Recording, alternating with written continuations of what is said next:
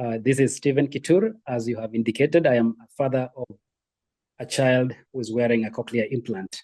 And so I speak here from experience of what we went through or what we go through as consumers in low-resourced countries. And so we all know that cochlear implant indeed makes a big difference in the lives of people. And so all we are trying to see or to do here is to overcome the challenges of the low resources that we have around here. And so today we are looking at this and saying, what is one of the complications of accessing cochlear implantation in our countries or our regions? Cost and accessibility is one critical factor. And when we speak about cost here, it's not only financial, it's also emotional, it's psychological.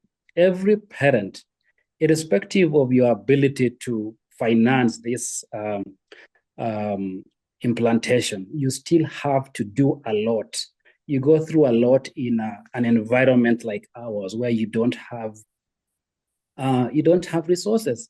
So cost is a factor here, and we are saying there's something that we need to do, and we'll look at some of those thereafter. But I think parents and families in these regions have a problem accessing the cochlear implantation here. It's about $20,000, $30,000, and so we cannot just afford it in these kinds of environments. We also have limited specialized centers. In Nairobi, for example, we in Kenya as a whole, we only have Nairobi to do this. Nairobi is very far from many places. And if you only have Nairobi, it means it takes a while for parents and families to access these services because it's very limited to a specific region of the country. So the rest of the country does not have access to it. So it's difficult. So we also have, apart from the limited specialized centers, the country itself, and unfortunately, most of our countries, when they are low resource in everything, in transport, in infrastructure, in communication, in everything, it's low resource. Even though, as someone once remarked, it is not really a matter of low resources. It's a matter of low priorities. If we prioritized well, I think we can overcome. Next slide, please. Yes, we have the shortage of trained personnel. Of course, we all know that Africa or sub-Saharan Africa is not very resourced in most of these things. And so we do not have ENTs, audiologists, speech therapists. You will be amazed at the ratio of these specialists to the general population. In most of our regions, is one specialist to 1 million people. It's even amazing how we survive and how we access some of these services. In the developed world, like in the US, I think it's one specialist to 25,000. So we are really not that resourced when it comes to having trained personnel to support us at the implantation and even at the rehabilitation. Next. Africa is what it is, awareness and diagnosis as a result of all the other factors, low resources. We do not have a lot of awareness campaigns. We do not have the right diagnosis. Children who are deaf sometimes are considered autistic. Children who are dealing with certain developmental challenges end up being referred for other things. So that diagnosis process in itself can be a challenge, even when you have the right specialist. So we have those challenges here. We do not have one implant center with all these people. And so we have an issue when it comes to letting people that we have a solution for our hearing loss. So awareness, people are not aware and people don't. And of course, the post-implantation process and phase of this CI. With us, sometimes it's not a big deal to be implanted. For the Kenyans, for the Ugandans or sub-Sahara residents who can afford, I think they could even fly out of the country. They could go to South Africa or to any other place, get implanted, and come back. So implanting is not the real deal. It is what happens after implantation. Irrespective of where you go to get it, you will come to the same pool with everybody else on navigating how to deal with rehabilitation. And I have many parents who have given up on this journey at the post-implantation stage. They have done everything else to get implanted, and now they can't do anything about the rehabilitation because you need to have someone to go through this with you.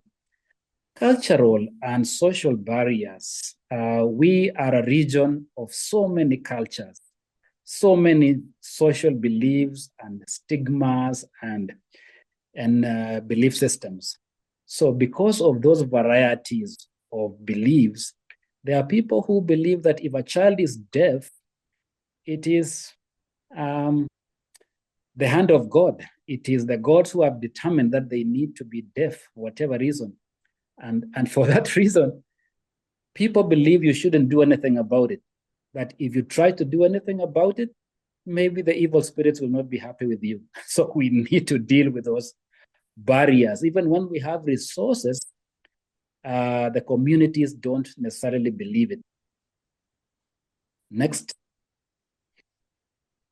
Of course, policy and government support. There are many barriers around policy. Our governments have not adopted early interventions. They have not adopted the process. We don't have a lot of government support to access cochlear implantation. Because of the low resources in these regions, many people don't consider hearing loss as an emergency. So it's only the parents who are wrestling with the idea of trying to do something with hearing loss. But the general public, the governments, don't think this is something to worry about. If it's a problem, it is invisible. Nobody sees it. Nobody feels inconvenienced by it. It's only those who are affected by it who feel that they should do something. Otherwise, the government and its policies have not really come around to streamline the process of accessing cochlear implantation. And well, those are the challenges, but there are certain potential solutions and approaches that have been adopted and they have worked. I represent an organization that is trying to do something around this area by identifying children early so that parents have a choice while it's still too early or early enough to do something about the condition. So if we go to the next slide, we are looking at this high cost of cochlear implantation. And I'm happy that many players have come on board or are coming on board to see how we can do this together. The governments have introduced in some places some kind of insurance to partially cover the cost. Some have national health insurance plans, and some are trying to bring in corporate bodies to do something about it. So somehow when we come together and make enough noise, it is possible to address this.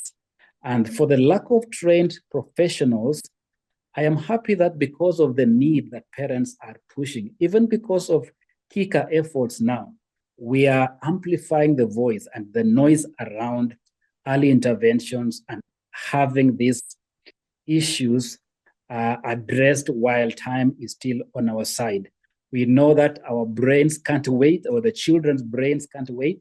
And so everyone has to make an effort to train the right professionals on what to do, when to do it, and how to do it, so that we don't have parents wasting lots of time trying to seek solutions to this.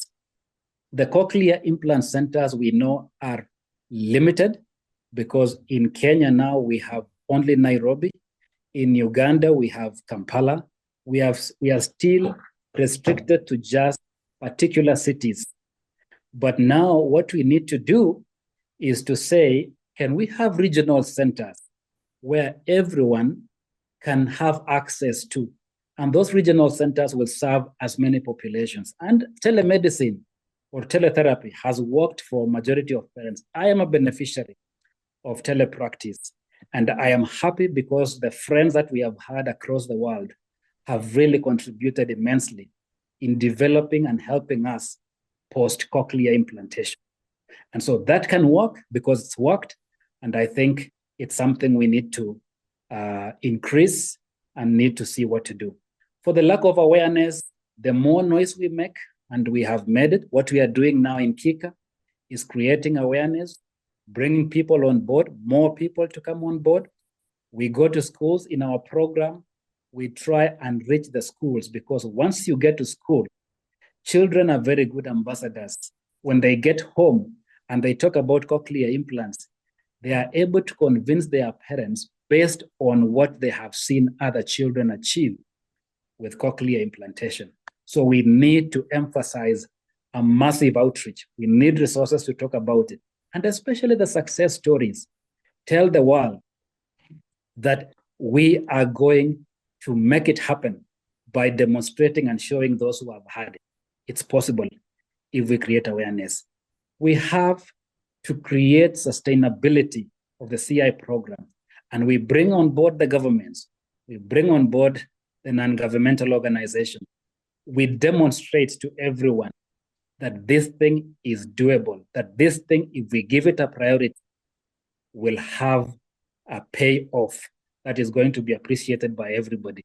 In other countries, economics have demonstrated that if we invest cochlear implants, if we invest in early intervention, it pays handsomely in the long run. And that's what we need to do as a country. We need to do that as countries, as a region, that this is possible if we can tell the world that children who have had it have gone to regular schools. And so we are minimizing the mushrooming of special schools by telling children or by telling families that if we intervene early, and telling governments, if we intervene early, we can make a difference and reduce the cost of running special school systems or special needs systems. Cultures and social barriers, it's all has to do with more good examples of those who have succeeded by having cochlear implantations. I know for a long time we have not had the right ambassadors of cochlear implants. We have had children who have had cochlear implants before, and over time, because of lack of support, they have thrown away their cochlear implants and gone back to deaf schools. Those are very negative marketing efforts for us. We need those who have made an effort to get implanted. We need to support them. We need to encourage the cochlear implant companies to support those who are already implanted. Sometimes you get implanted at a cost of $30,000, and then you are left alone as a parent. There's no one to support you. There's no one to map your device. There's no one to give you any advice. And after 3, 4, 5 years, you decide, I made a wrong choice. So you throw away whatever you did. And so we need to say, let's prove by research and policy development that those who have been implanted have a benefit not just to themselves, but even to the community at large. Let us prove, let us show statistics, and let us show what has happened in other countries and bring those research statistics to this part of the world so that we can convince governments and the policy makers and the stakeholders that cochlear implantation is the right decision for our societies. If we do that, I believe that as a country, as a region, we will be able to say we have made it. And so we conclude with this proverb from our region that the best time to plant a tree was 20 years ago. And the other best time is now. So even though we did not plant these trees a long time ago, right now is the time to plant it and to sit on its shade right now as well. Thank you very Thank much. you. Let's hold Thank hands you. together.